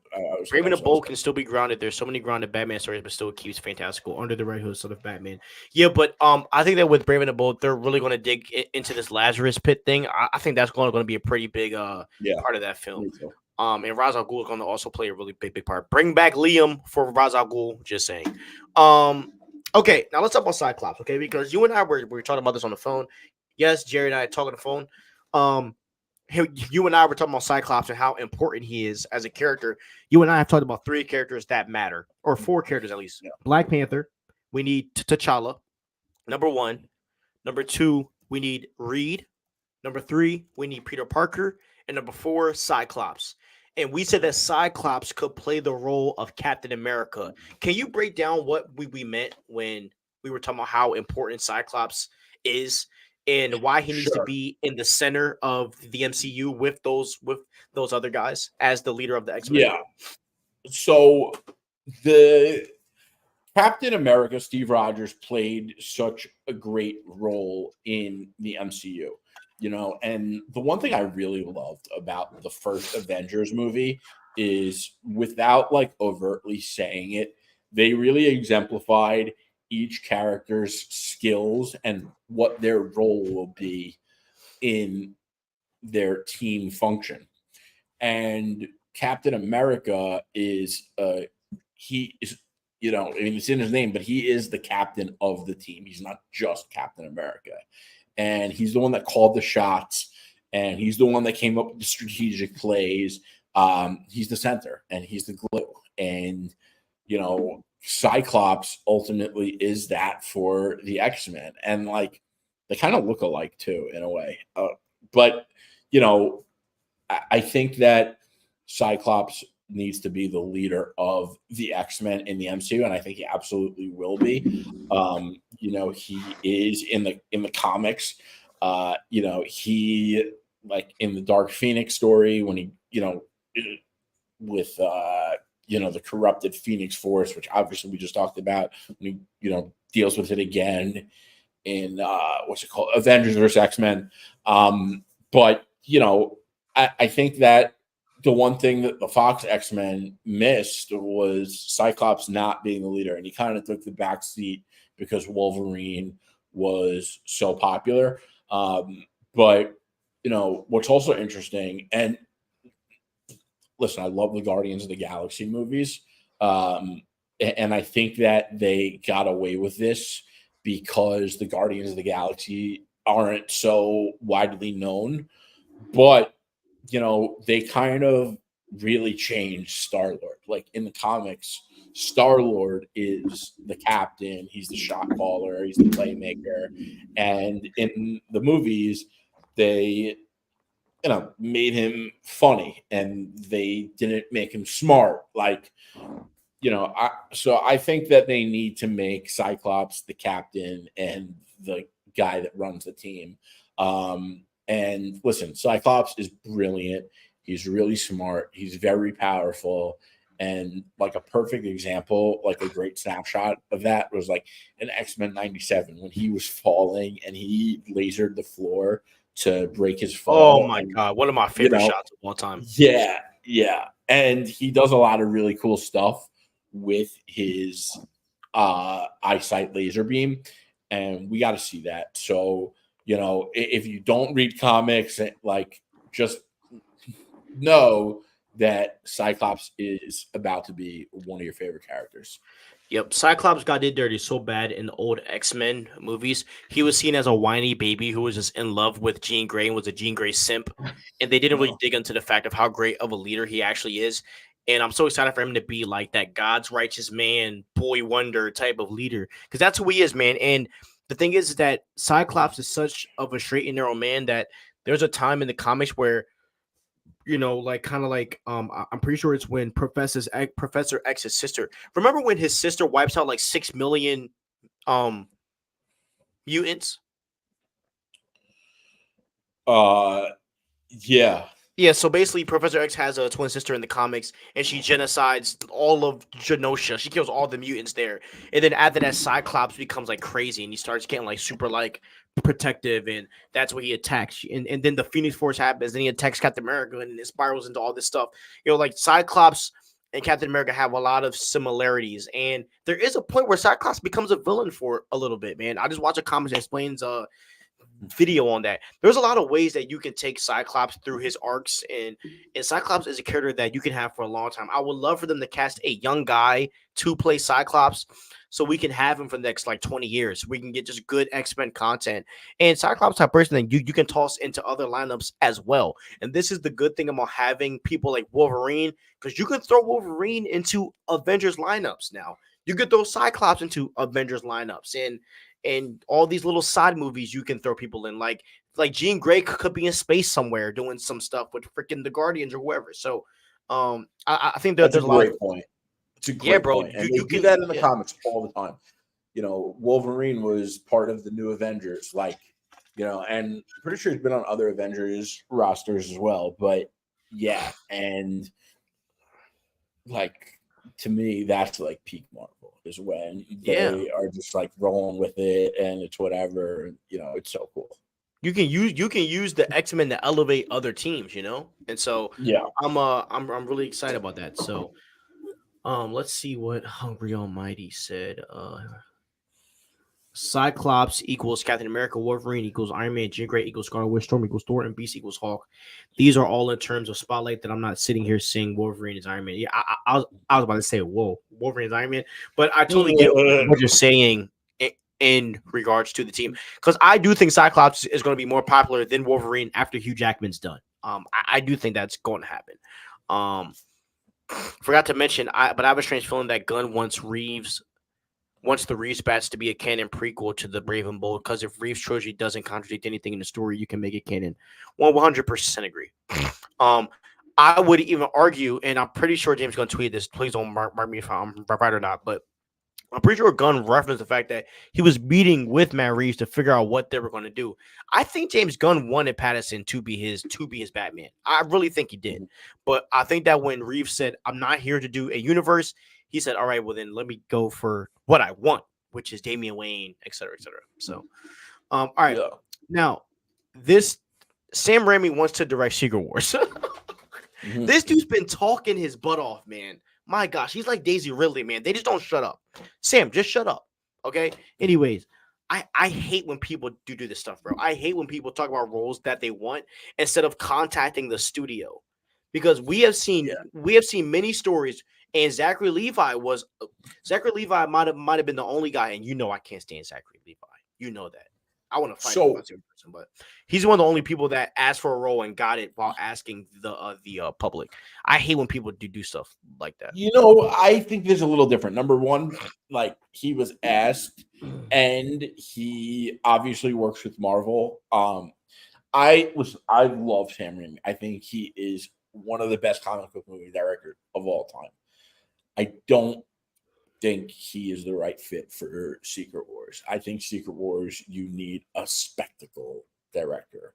And Sam Raimi is a guy. Listen, I shouldn't say he's not good at spectacle, because what he did. And by the way, the other thing that we're missing from the Spider-Man in the MCU, we don't have like any action sequences where Tom Holland is fighting someone while swinging through the tall skyscrapers of Manhattan. And that is crazy that we've went a trilogy with the most advanced technology available from any Spider-Man movie, and we don't have that. And who did that and nailed it is Sam Raimi. Yep. And he did it like 20 years ago. So he definitely has some spectacle, but like, I don't think when I think of Sam Raimi, I just don't think of like the Russo brothers. And I think that you need directors like that to do Secret Wars. Raimi should do Doctor Strange 3. I think Raimi is the perfect director for Doctor Strange. The fact that he took Doctor Strange halfway when Scott Derrickson folded out like a little punk, Sam Raimi stepped in and did all that he could. And I think, given what Sam Raimi had, he did a great job with Doctor Strange. So I would love for him to actually get a full, a full cycle of doing Doctor Strange. And Sam Raimi to me is like a mystical guy. Like, I think he would do really good with writing for Doctor Doom. I think he would do really good with writing for characters like Doctor Strange. I think that Sam Raimi is somebody that you could use a lot. And I would even like Sam Raimi to use Scarlet Witch. Like, I think Sam Raimi is fits well with mystical characters. I think he would also absolutely crush it with Fantastic Four. I think he should be there in Fantastic Four. Yeah. I like Shackman, man. I ain't gonna lie. I love Matt Shackman, bro. I swear by Matt Shackman. I like him. I just think that, like, I think the chemistry between the characters, like, I think Sam Raimi would crush it. Yeah, I don't know, man. I'm a Shackman simp, man. I'm a Shackman simp. See, I really like what Sam Raimi, like, even though Doctor Strange wasn't the Sorcerer Supreme, which pisses us both off, I really like the way Doctor Strange was portrayed in Multiverse of Madness. I'm not gonna lie. I thought he was amazing. So yeah, I like Doctor Strange in Multiverse of Madness. I just hated what they did at the end, and I don't fault Sam Raimi for that, because he came late. Exactly. Yeah. So I think you should give Sam Raimi another chance. And just saying, I love Sam Raimi. I don't need to give him a chance. Bro, Multiverse, not so much madness. Just saying this. If you don't want to if Marvel doesn't give Sam Raimi the bag, I bet you he'll be with James Gunn. I bet you. Let that man direct Wonder Woman. Oh, he would kill it. He's like perfect for that. I think he would do an amazing job. Give him Teen Titans. I think he would do good with that also. I mean, I think Sam Raimi's talented, bro. He's really talented. Yeah. All right. For sure. Okay, this came out literally right before we recorded. Slav even commented and was like, "I don't know about this, bro." So I'm gonna read this to you because this literally came out like right before. So let me hold on, let me get into this real quick.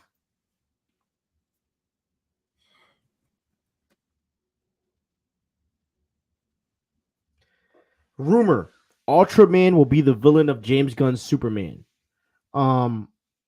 This version will be a clone made by Lex Luthor and also played by David Cornsweet.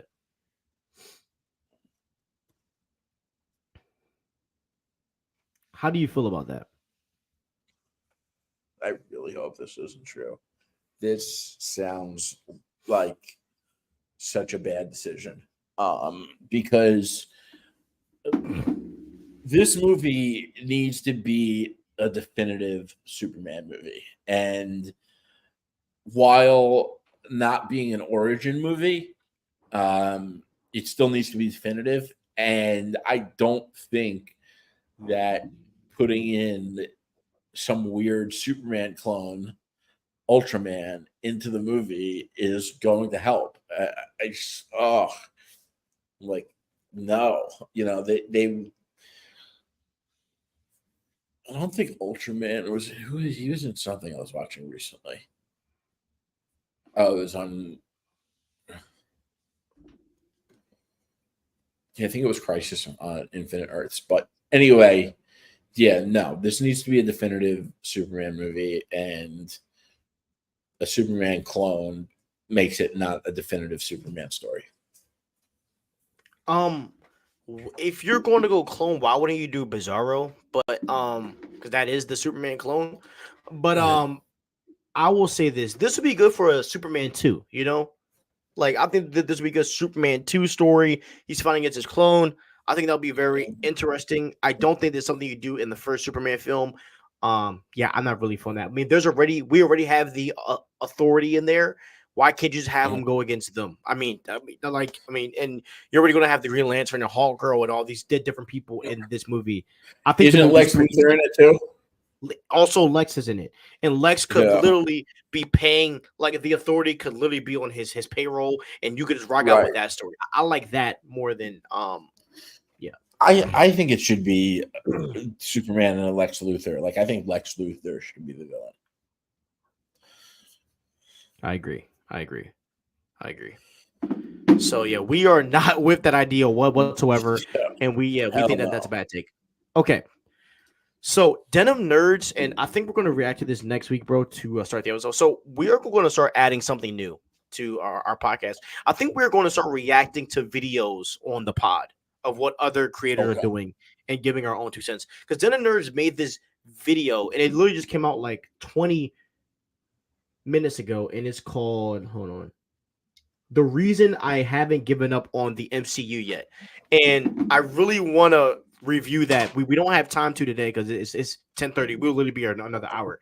So we're going to start off the episode reviewing that in the next weekend. I think we're going to start doing that more because there's so many theories out there that creators are making, and and I would love, and I think you guys will love if we like break down their theories and if they're trash or not, because some of these people have trash theories. All right, now to end the episode, I want to do something a little fun. Now this segment is called "What is your favorite? Which costume is your favorite?" All right, I just have 5 of them rolled up. So first,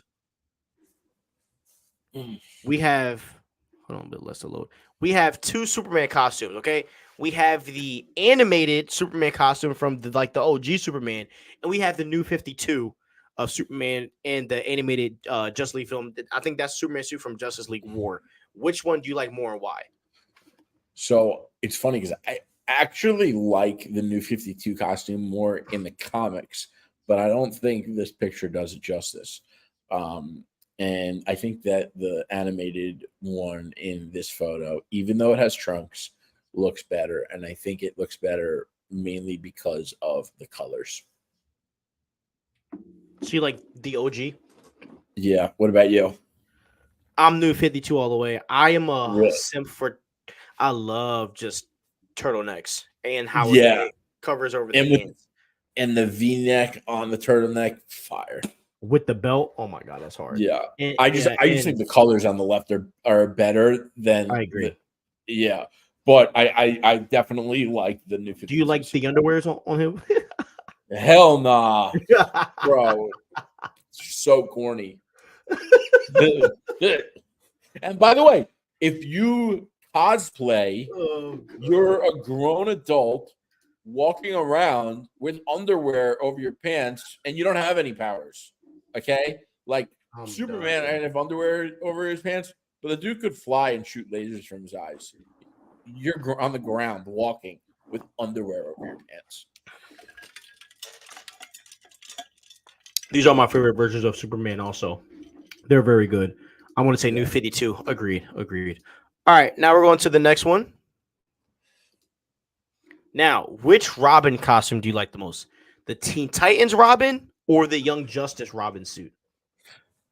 Young Justice by far, not even close. Did you watch that show? Some of it I didn't finish it. You? Did you watch at least the first season? I watched like the first 4 episodes. I got to pick that back up. That John's gas. Yeah.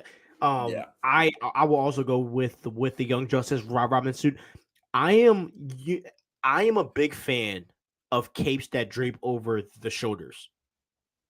And that is one thing about Robert Also, Pattinson's Batman that I didn't like is I love a Batman that stands with his cape closed. You know what I mean?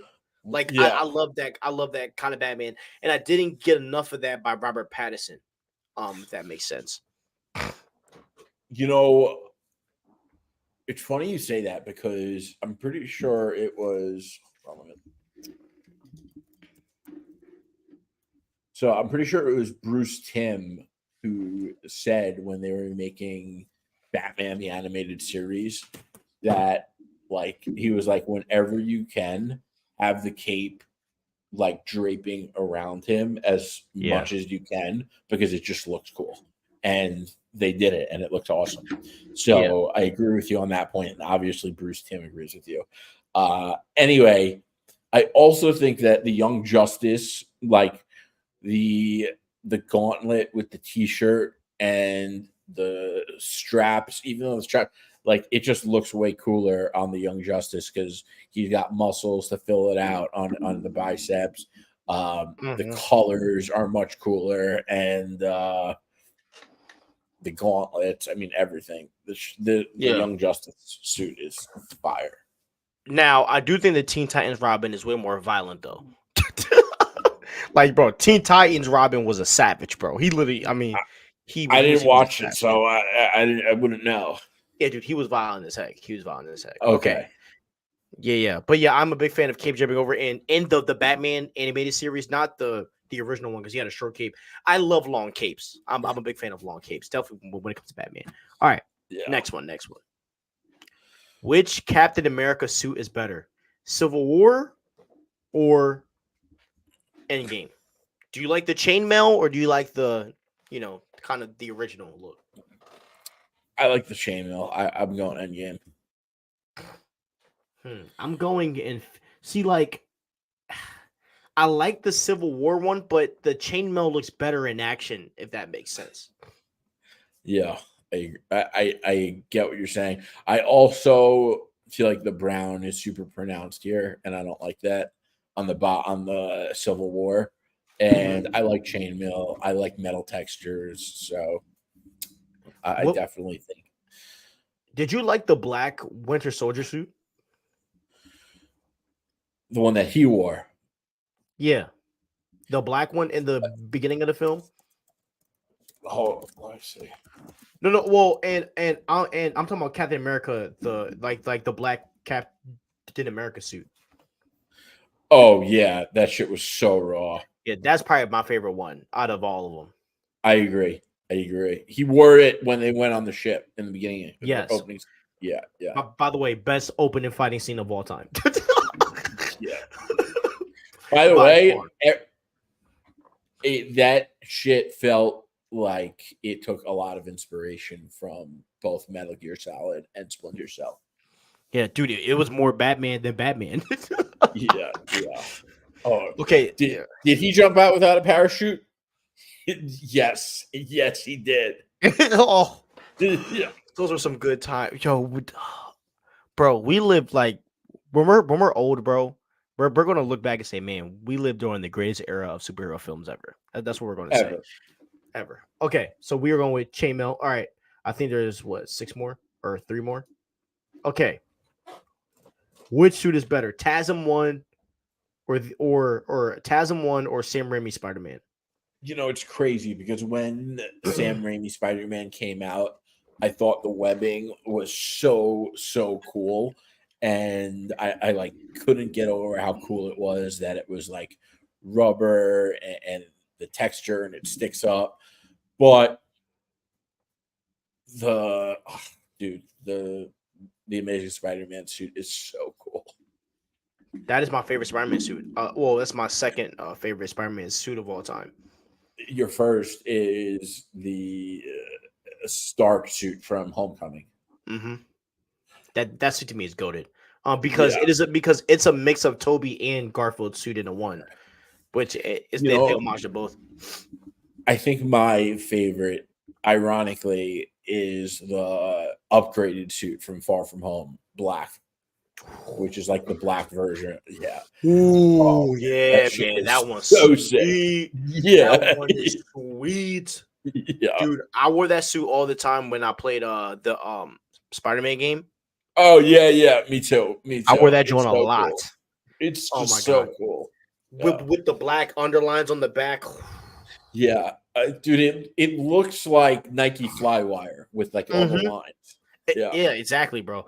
Bro, Yeah. man. I'm telling you, man, MCU nailed it with those Spider-Man suits. And the Iron Yeah. Spider suit, that was hard too. I was gonna say that. Yeah, the It Iron got a Suit. little overplayed, I'm not gonna lie, but it was fire. It's just so cool though. Like I feel like you can't overdo that one. Yeah. Smells And like a in No new Way car Home in when he's here. yeah, bro. And then remember the scene where he was fighting Doc Ock on the freaking bridge? That was so fire. Yeah. Oh man, dude, that is one of the sickest. Like that's the kind of Spider-Man we need. But did you like the black undercarriage with the gold Iron Spider sign on the regular costume? Ooh, that was Um. sweet. And No Way Home. Oh Remember when he yeah, had the yeah, gold? yeah, That was fire. Oh my god. yeah, I love yeah, that suit too. yeah. We got some good Spider-Man combos. All right. So We you're going did. with TASM 1? Yeah. I agree. All right. Which Iron Man suit is better? Oh, this one's really tough. Yeah. So for me, the Infinity War suit is my favorite Iron Man suit of all time. I really don't like the one in Endgame, mostly because that costume isn't meant for combat. I wanted to see this suit in Avengers Endgame because this, I mean, Avengers Infinity War. This is his greatest suit if we're talking about combat and fighting in space. I mean, bro, the nanotech creating anything that his mind wanted was literally insane. Like, Yeah. bro, You know, that suit is so underrated and it doesn't get the credit that it like deserves. right. Especially with like the molded shoulders and all the lines on the torso, you know. But the one thing I really, really like from the first Iron Man suit that doesn't really have it to that effect on the Infinity War suit is oh shit, my bad, is his like his mouth, like the shape of it. It just looked so raw in the movie when he blows.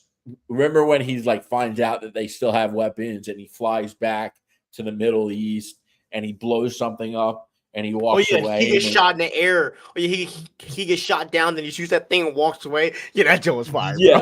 yeah, yeah. That joke was And fire. like that mouth made that face look so mean in that moment that it's tough because I really like everything else on the suit on the Infinity War suit, but I like the mask of the Iron Man 1 suit.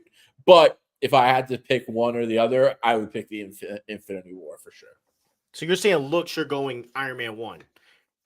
But overall, No, Infinity War. I'm saying I'm saying looks overall Infinity War, Okay, okay. but I think the mask is better on the first one. Yeah. I honestly wish they kept the same mask on all of them. I didn't like how they Yeah, made the mouth kind of like frown, kind of sort of. that's Not a big fan of that. yeah. I feel like the mask in the first one it's cool because it's not a smile, but it's like you know how Kanye made like Kanye started taking photos, never smiling. And now every guy in a photo you see is never smiling because it makes you look goofy to smile in a photo.